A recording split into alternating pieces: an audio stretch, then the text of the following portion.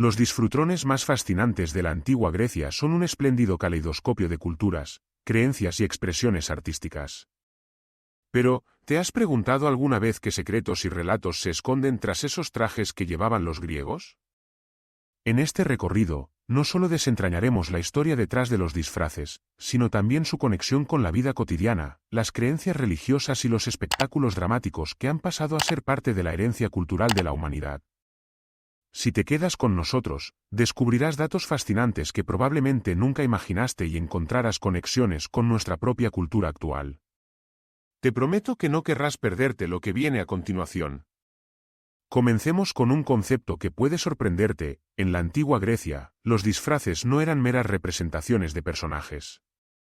Eran símbolos de roles sociales, mitos y hasta formas de comunicación. Desde los elaborados atavíos utilizados en las festividades, hasta las sencillas vestiduras cotidianas que reflejaban el estatus y la región de cada persona, la vestimenta era un reflejo fiel de la identidad cultural. ¿Te imaginas cómo un simple disfraz podría cambiar no solo la percepción de uno mismo, sino también cómo los demás nos ven? Los disfraces en Grecia estaban íntimamente ligados a la religión. Durante las festividades dedicadas a Dionisio, el dios del vino y el teatro, los participantes se vestían para rendir homenaje y, al mismo tiempo, liberarse de las convenciones sociales. La famosa tragedia griega, que aún hoy se pone en escena, tuvo sus raíces en estas celebraciones. Pero, ¿sabías que uno de los elementos más característicos de estas celebraciones era la máscara? Estas no solo ocultaban la identidad, sino que, además, transformaban al portador en una representación de lo divino. Increíble, ¿verdad? Al profundizar en los diferentes tipos de disfraces, encontramos que en el teatro, los actores llevaban vestuarios y máscaras que representaban las emociones de los personajes. La máscara trágica, que reflejaba el dolor y la angustia, y la máscara cómica, que mostraba alegría y humor, eran elementos esenciales para comunicar el mensaje de cada obra. Pero, ¿te imaginas actuar frente a un público masivo con una máscara que no deja ver tu verdadera expresión? Esto nos lleva a una pregunta intrigante: ¿cómo comunicaban los actores sus emociones siendo tan limitados en la expresión facial? Los trajes de los actores griegos eran a menudo vívidos y coloridos, lo que contrastaba con los grises y los huesos que se percibían en su vida diaria. Usar un disfraz en estas representaciones no solo era una necesidad para contar la historia, sino una oportunidad para explorar identidades que, de otro modo, se habrían reprimido en la sociedad. Al considerar la complejidad de estos disfraces, vemos que cada hilo, cada color y cada símbolo contaba una historia. Sin embargo, el uso de disfraces no se limitaba al teatro o las festividades religiosas. En las competiciones deportivas, como los Juegos Olímpicos, los atletas competían desnudos, pero había un momento en que el atuendo se volvía vital: las ceremonias.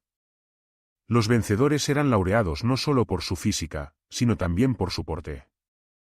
Los disfraces ceremoniales estaban impregnados de significados que resaltaban la gloria, el honor y la divinidad. ¿Sabías que las coronas de laurel no solo eran un símbolo de victoria, sino también de conexión divina? La forma en que un simple atuendo puede cargar significados múltiples es un testimonio del ingenio de la cultura griega. Volviendo a la conexión entre los disfraces y la religión, otra festividad notable es la de las Lupercalias. En este evento, se celebraban ritos de fertilidad en los que los participantes se vestían con pieles de cabra. Esta vestimenta tenía la intención de invocar la fertilidad y la prosperidad. Sin embargo, su significado se extendía más allá de lo material: era un intento de atraer la bendición de los dioses para asegurar la prosperidad de la comunidad. Pero, ¿cómo lograban estos ritos influir en la psique colectiva de la sociedad griega? Las mujeres griegas, aunque en gran parte excluidas de la vida pública, también encontraban expresión a través de sus atuendos. Sus vestidos no solo reflejaban su estatus. Los sutiles detalles en las túnicas podían delatar su posición dentro de la jerarquía social. Las prendas, hechas de lino o lana, generalmente se adornaban con bordados que simbolizaban su patrimonio. Pero había un disfraz que permitía a las mujeres socializar de manera más abierta: las máscaras de oráculo. Durante ciertas festividades, podían representar a deidades, lo que les otorgaba, aunque momentáneamente, una voz e influencia dentro de una sociedad dominada por hombres.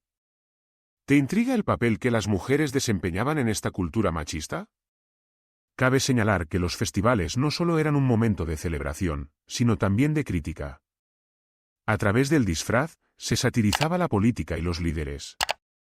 Esto es significativo porque explica cómo los griegos utilizaban el arte del disfraz para expresar su descontento social sin temor a las represalias.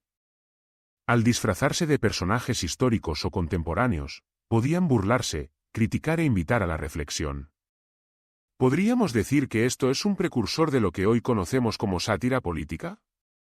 Ahora, algo que definitivamente no esperabas, los griegos también tenían un concepto de disfraz en sus guerras.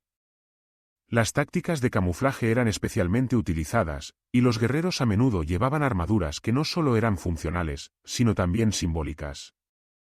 Los adornos y colores de la vestimenta bélica representaban la fuerza y la valentía del guerrero, pero también servían para asustar a los enemigos.